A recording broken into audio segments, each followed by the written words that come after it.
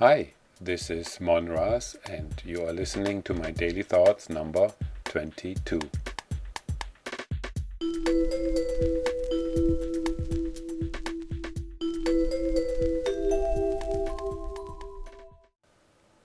Today's reflections are about Future Society Part 1. Let's do a little brainstorming session today about a society built on the belief of past and future lives. How would it look like and what would be the major differences to today's society? When I'm referring to today's society, then I'm referring to the Western society where I was born and raised, so I know what I'm talking about. I know the word multicultural society is often used in the media and is supposed to represent that even Western society is open for all cultures. It's true, it's open for all cultures, but not open in all aspects. Other cultures are welcome to immigrate, work and practice their religion. But they are not so very welcome when it comes down to business, to the anchor point of our society, and I'm talking government. Imagine a president-to-be of the US or the EC believing in past and future lives. This would be really interesting to see what the media, uber-powerful arm of the NPC group, would come up with to make his or her election not happen. In the US, already the slightest hint that you are not a practicing Christian will make you die right at the starting block, even before the presidential race has begun. In the US, the land of the free. What is it that the NPC group is so afraid of? What would happen if mainstream belief would be changed to many lives versus one single one? Let's start out with you and me, since it is us who still elect our government. How would our thoughts change if past life and rebirth would be accepted by everyone, and even taught in school? How would we think differently on an everyday basis? I looked at it from various angles. I jotted down a list of key issues such as childhood, education, family, handicapped, leisure, professions, retirement and work. And then I thought about it again and sorted out the point that would have the biggest impact. And in my opinion, it's pure and simple, the purpose of life.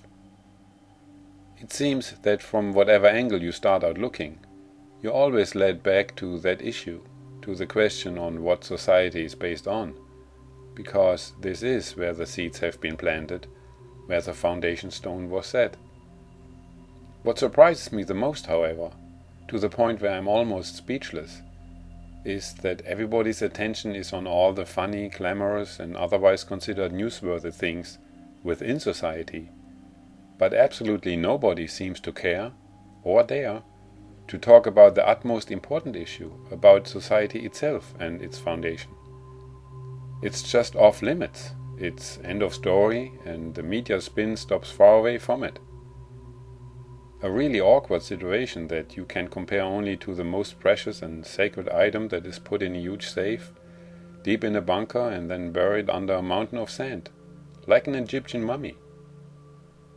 According to my daily thoughts, session number 6, this is a call, no, this is a scream for action.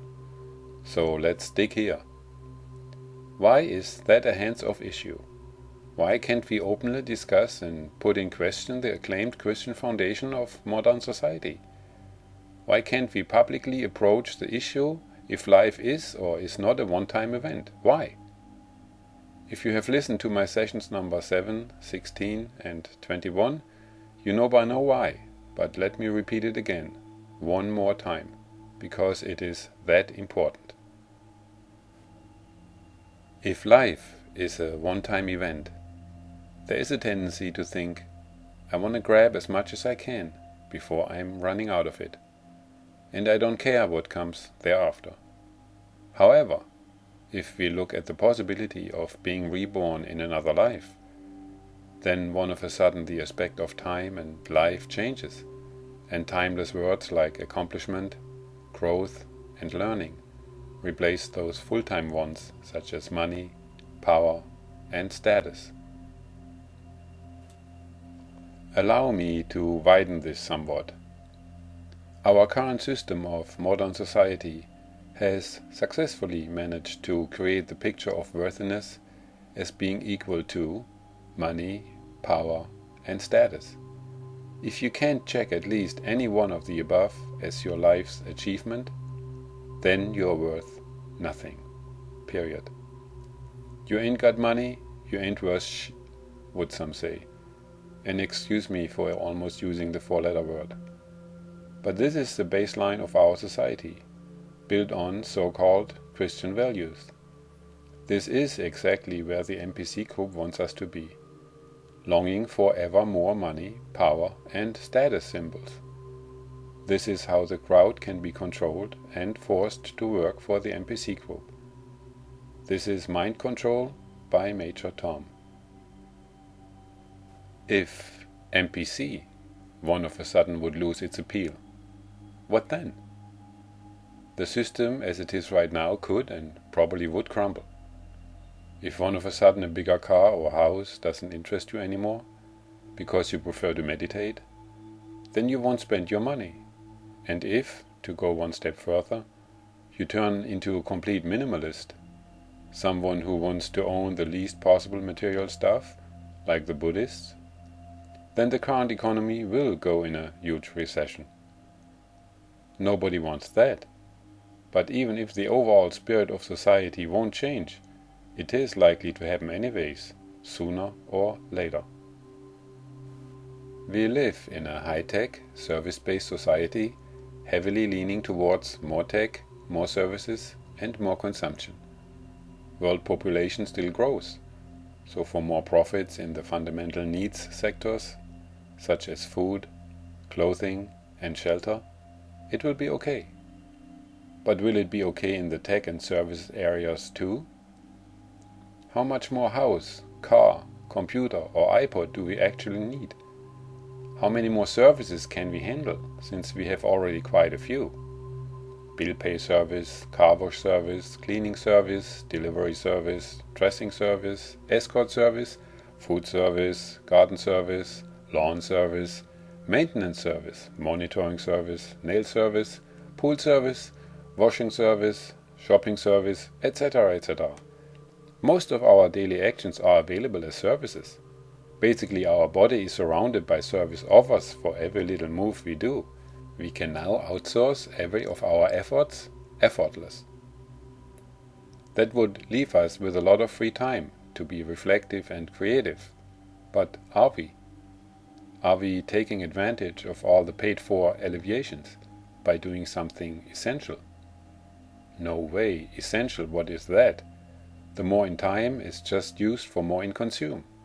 It's a vicious circle, a black hole out of which there seems no escape. Houston, we have a problem, and almost every nation can feel it. Our system is stretched out by the NPC way of thinking and managing. Wouldn't it be a good time to see what we can learn from that situation, described in sessions number 12 and 13, where system failure is imminent and a rejuvenation more than necessary? Why don't we take that as an opportunity and openly discuss the problem, discuss the basis on which our society is built on? We have come to the 10-minute time limit of this session, but it will continue in the next Daily Thoughts, number 23, with Future Society Part 2. For today, I thank you for your time. May the higher spirit help us evolve. Until the next Daily Thoughts, yours truly, Mon Rasz.